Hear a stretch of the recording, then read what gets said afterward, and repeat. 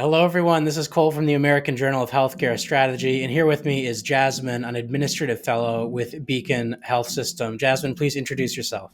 Yeah, absolutely. Hi, everyone. My name is Jazmine Walker. I originally went to Michigan State University for my undergrad degree in interdisciplinary studies, health and society.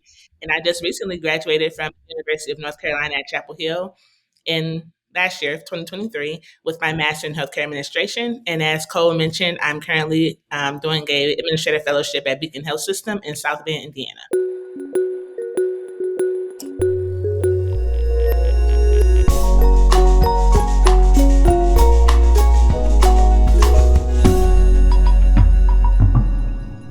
Can I ask, are you from Michigan originally?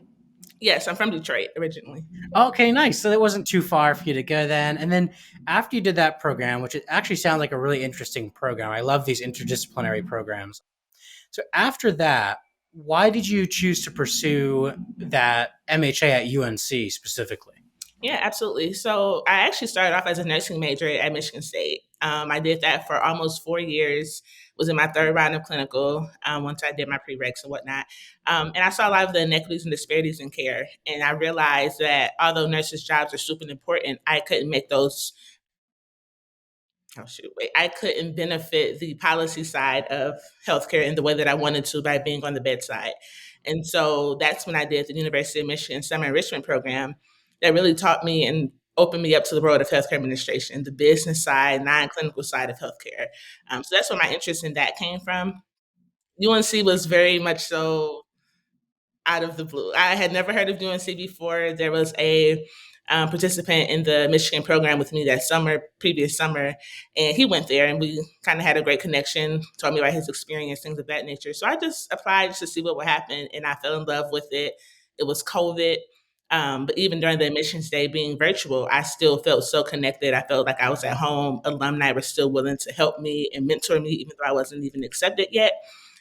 So UNC just felt like it was the right choice. I'm from Detroit. I grew up all my life in Michigan, so I really wanted a different experience. So why not go and go 12 hours away? And I'm definitely grateful that I went ahead and took that risk. That is excellent. Congratulations on that. So you didn't even know it was like one of the top programs when you were applying. Oh, that's awesome. And so since it was virtual, did you get to go to any of the sporting events? Or not virtual, but since it was COVID, I guess, during that time, did you get to go to any sporting events? I did. I didn't go my freshman year. Well, my first year of graduate school. So what was that, 21 to 22? But in 22, we went to a few games in the fall.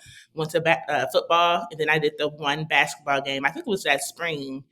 It was Duke versus UNC, and we literally all just went to the stadium and watched it on the screen because they were in like New Orleans or something. So that was really cool. It Oh, was. that's awesome. Yeah, I'm from Raleigh originally, so Oh, cool. I went to the UNC Duke games when I lived down there. So I love talking to people from UNC because I know the area. Yeah. And excellent. And so then after this or during this program, you had a lot of different experiences. You know, it'd be almost impossible to cover all of them because there's so many different ones that you've had. What are some that really stick out to you as especially meaningful? Yeah, that's a good one. I think two of them. My favorite one that stands out from that experience is the University of Michigan Health Equity Leadership Collaborative. And there, I did that after that summer program that I just mentioned, where it kind of exposed me to healthcare administration. So just continuing that connection with the faculty that I had met there. It was my first research experience. I had never done research prior to that. And just to kind of understand that research doesn't have to be as quantitative heavy, it helped me kind of put things in perspective. Like it was more so the importance of the research was understanding how important the healthcare administrator was to the clinical team. So I analyzed a simulation. So they had a patient come in with varying illnesses and things of that nature, and I analyzed the team that came in, each one by one, some all together, things like that, and saw the patient's kind of cues and body language and things like that based on who was in the room. So I think that was really cool for me to kind of understand how important an administrator was, especially going into my graduate program. So that was one of my favorites. I think the second, it's a hard one. I would probably say WellDot. So WellDot is a startup company, was founded in 2019, and I did their graduate internship in the summer of 2021, in between my first and second year of grad school. And I lied, that's not 2021. I did that internship in the summer of 2022, I'm 22. Okay. which was the middle of my graduate school experience. I'm very interested in healthcare tech and innovation and kind of using strategy to inform those policies and access to care that way.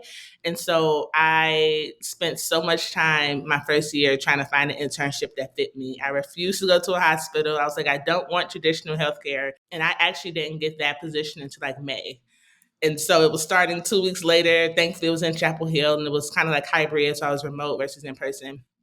But I truly feel like that was the position for me. I was able to kind of understand the technology side of things. I didn't necessarily code, but I was able to use their homegrown software that they use for clinical content. A lot of double checking, meticulous code, making sure certain words or numbers or slashes were in the right spaces. And then it translated over to an application. So it's offered through employers to their employees to make them a beneficiary of their care, basically making sure they, kind of conduct their daily activities of living, promote healthy wellness, things of that nature. So that was one of my favorites. I absolutely loved my time. That's really cool. It's a very, very unique internship. I have never heard of an internship quite like that. And I was reading a bit on your resume here that you had to conduct literature reviews, you had to do market assessments. So that's a different skill set than a lot of people with an MHA are going to be going into. That's more of, I guess, like an MBA kind of skill set. And then for your fellowship, you do actually go into a hospital setting, right? Right. So, what led you to apply for this fellowship? How many fellowships did you apply for? And why did you choose this one? Yeah, absolutely. So I have an untraditional path to a healthcare fellowship, right? So long story short, I lost a grandparent in November of 22. And I refused to come back to Michigan. I was like, Mom, I can't do it. I love living away from home, the independence. And so when that happened, I promised her I would come back. We're all very, very close. And so once she passed away, unfortunately, it was just us two. So I knew I needed to support my mom and kind of make some sacrifices on my end and stop being stubborn. And so, of course, a lot of fellowships had closed by that time. It was moving into spring of 23. So I went on ACHE's website actually and just researched fellowships, just looking at whichever application deadline hadn't passed. And thankfully, Beacons was the only one that was still open. So I applied. I sent messages to the current fellows that were there on LinkedIn. We kind of had a couple conversations, understand their experience, and I was like, I can see myself here. So I actually only applied to one fellowship. That is an impressive success rate, then 100%. I know. I actually wanted a Wow. more full time role. I didn't think I wanted one. But the more I did the research, I understood the importance of it. UNC, of course, promoted that as well. But I only applied to one. Thankfully, it worked out with Beacon. I think it was 3 rounds of interviews. So it was a phone screening with an HR talent acquisition partner. It was then a Zoom call with two of the second year fellows and another person from HR. I think it was like the director of talent. And then the third one, I was brought in person to the facility and just kind of met with all the leaders and things of that nature, saw the campus, saw the area, and I got the offer. So I was super happy that Yeah. that worked out. Congratulations on that. That's excellent. And then, of course, you had to kind of overcome quite a bit of adversity there. You had that situation with, you said it was your grandmother? Yes, Yeah, grandmother. your grandmother. And then you had to, support your mom. And then thankfully you were able to make something that really worked and fit in that environment. How did they do with, they're making you feel welcome with, in bringing you in? What was that all like? Was it an easy transition, or was it more challenging and rocky? Yeah, I would say it was pretty 50-50. I think Beacon does a great job of promoting themselves in their area because it is a very close knit town. It's very small. And of course, I'm used to bigger cities like Detroit, like Chapel Hill, you have Raleigh, things of that nature. So for me personally, it wasn't as easy to assimilate in the area as I thought it would be. Just certain things were different. It was not a young professionals. It's not as diverse as other areas that I was in.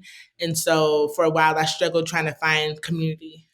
Thankfully, a couple of the fellows that were there are people of color. So we connected and we kind of started to hang out and kind of explore the area a little bit, going up to Southern Michigan to a couple wineries and things of that nature. But I think initially it was hard just because of the culture shock. I have never seen this many animals in grassland in my life before moving here. And so I had to understand and figure out how to navigate that. But I think Beacon does a pretty good job at assimilating people. Of course, it has a lot of potential for growth. We're trying to get the DEI MB office off the ground. But yeah, I think it wasn't the best it could be, but it definitely wasn't as bad as I know others' experiences could have been. So I've heard some reference. So, but what you're saying though is, you're from, and I know, Chapel Hill is kind of diverse, and then Raleigh has a good amount of diversity. And then, so of course, Detroit, lots of different people from all over the world live in Detroit.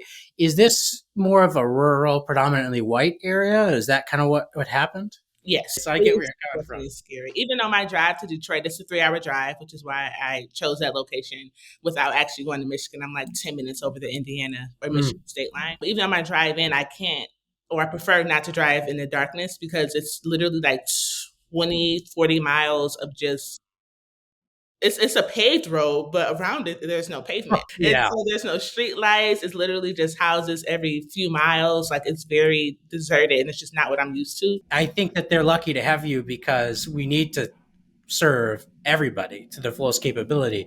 Are you doing a lot of work in that area with their diversity team? I wouldn't say a lot. I do a dibble and dabble. Okay. So my mentor is the chief HR officer, and so some of his direct reportees, I've done some projects with them around kind of workforce development. How do we give opportunities to our employees that are here to remove those barriers that may be in their way from being promoted or from advancing their career? We have a mentorship program that just came off. Going into our third cohort. So that's exciting. So I did some work with that. So touch and go, but I do think because of who I am and my experiences and my passion and connection to healthcare, I guess indirectly, I'm always putting some type of health equity into each project that I do because that's just who I am. Like I know that that's something that has to be improved, not just in healthcare across the country, but I know specifically in my passion and my mission statement for myself, that's something that I want to achieve. And so it is kind of a little bit ingrained in everything. That's really nice. That's a good way to do it. That's a good way to do it. So you've been there 10 months and it's a 2-year program, right? Yeah, technically up to 2 years. Most fellows actually get brought on before the 2 years is done. That's what I was going to ask. What are we looking at? Are you already finding some areas that you're interested in maybe working full time, or what does that look like? Yeah, I don't know yet. I know operations, I was very much against operations. I'll be transparent and say that, but I actually liked it a lot more than I thought I would. It's like drinking from a running fire hose 24/7. It's very chaotic, but I did enjoy the work that I did there, just kind of doing the on the boots day to day. I'm kind of leaning toward the innovation and tech side, but I don't know what that position would look like for me. So I've been in the technology space, I've been in information technology and information systems within Beacon for about 3 months. I started in January for this rotation, and I'm absolutely loving it. We use a lot of, or we're exploring a lot of generative AI things, robotic process Really? automation, things of that nature. So we always hear about Chat GPT and all these other things, but how can we actually use it to kind of decrease that administration, but also operationalize a lot of our processes? So I'm really enjoying that. I don't know what that looks like in a dream position, but I think a merger of both strategy and technology from the innovation side will be where I see myself long term. So we'll see. Without giving away too much of your intellectual property, what are some AI things that you've been working on? Where do you think that area is heading? Because a lot of times people associate those developments with large academic medical centers, and so it's interesting to hear some of the things that you're working on in a more smaller rural area. What are some of those things? Yeah, absolutely. So Beacon is the largest health system in the region, in this region. So we support, like I said, kind of like the southern area of Michigan, but also the upper northern area of Indiana. And so it's like, how do we reach all of our populations, make sure that it's equitable, and things of that nature. So I'm doing a little bit of work of how we can update some forms using generative AI. Of course, it's not permanent because it's Chat GPT language like coded. Yeah. So it will go through several rounds of reiteration, but kind of looking at how we can potentially use it for that, decreasing the administrative burden. So RPA, we have tons of processes that people sit and do for hours and hours on end each day, but it takes time away from the tasks that actually need a human to do them. And so we're kind of looking at different ways we can automate some processes if they don't need an actual person. And I think it's important to mention here that a lot of times people hear robotic process automation, they think it's a robot. They think their job are getting replaced and things of that nature, and that's definitely not the case. We don't plan on getting rid of anybody. I think it's more so how do we make the most of our time? How do we do things efficiently? And so I'm definitely not a beacon sports spokesperson. I'm not broadcasting this message or anything or have any type of. But I think along those lines, Beacon is definitely on the up and up for the innovation side. Excellent. It's nice to see too that sometimes that we get innovation in areas because of what we need to provide for our patients. It's different than when you need to do a project because we need to move the needle a bit. So it's nice to see that that's what you guys are working on. If you had any recommendations for people earlier in their career, if you think back to where you were a couple of years ago, what recommendations would you give that because you've been so successful and you've done so well? What would you share to some people like myself who are earlier on? Yeah, that's a great question. I think not to be tunnel vision and to be open. I Mm. just knew I was going to be a nurse. No one could tell me otherwise. I was like, I'm going to go for nursing, blah, blah, blah, blah. And then I got in nursing. I had to be honest. I immediately knew that it wasn't the career for me, but it was that voice in the back of my head, like, oh, you can't say you're going to do something and then not do it. And so I think I stayed in it a lot longer than I should have, which of course I wasted time, money, scrubs, stethoscopes, all of that stuff. But I would have never found my true passion if I didn't go through it. And so I'm a woman of faith. And so I think everything that we do happens intentionally. Like God does it for a reason and he absolutely knows our plan. And so I think just being open to accept opportunities. If I had never done that summer internship, I would have never known about healthcare administration. I'd never heard of it before. So be open, be inquisitive, ask questions, lean in. My past rotation at Memorial Hospital of South Bend, that was my operations rotation this past fall. A lot of it was just sitting in on those meetings, like having a seat at the table, which as a woman of color, a lot of us don't get the chance to do that. And so ask those questions, put those gibbets in their ears, make them think about things from an equitable perspective to kind of increase that inclusion and belonging within these organizations that unfortunately weren't built for people who look like me. And so I think all of that summed up together is to also be you. Like I can't be anyone else but Jazmine. I definitely have a more bold and straight to the point personality sometimes, so I have to balance that out in the professional world. But also that's what makes me me. Like my personality, my passion behind healthcare, things of that nature, and I can only hope that people appreciate me as myself in these spaces. So yeah. I know that we certainly appreciate you here sharing, your experience, and I think you have a really excellent path ahead of you. I've talked to a lot of fellows throughout the country, and we're just starting to move into more of the people from the Midwest. We've been focusing on the Northeast a bit, and then now, because that's where I'm from, so I'm familiar with that area. But now we're starting to move into the Midwest, and there's some amazing fellows out there, including yourself. It feels like you have an excellent path, and it's nice to talk with so many people and hear that advice that you're giving us because as you're saying healthcare has been inequitable, it's been inefficient, it hasn't worked really for anybody but especially our most vulnerable. So it's nice to see that we're actually like really working on that. Yeah, absolutely. I want to thank you for having me. It definitely was a great opportunity to sit here and talk to you. Definitely wishing you the best of luck. I'm here as a resource if you need absolutely anything. But yeah, we're in the fight together. So We are. I'm sure I'm going to be reaching out and hopefully we can have you on again as well. absolutely, I'm here for it.